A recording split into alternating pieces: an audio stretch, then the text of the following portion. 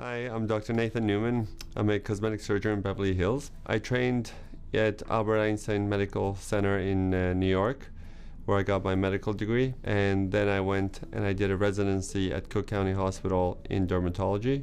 From there, I went to Riverside and did a fellowship in cosmetic surgery. I read an article about how when you take out the fat and leave it in a syringe, you can see the separation between the fat and the water, and in between it there is a stem cell rich layer there. We then took these stem cells, concentrated them, started treating people, and we got amazing results. The quality of the skin in the patients we treated was getting improved within a matter of weeks.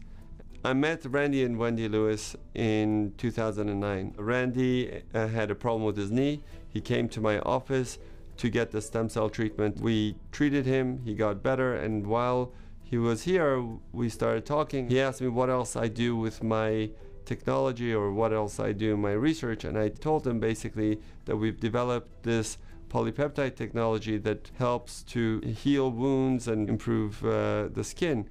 And we've made a cosmetic product out of it. And he asked me, how many of these do you sell in a month? And I said, about 40. And he looked at me and goes, how would you like to sell 40,000? I said, sure. Randy and Wendy went home.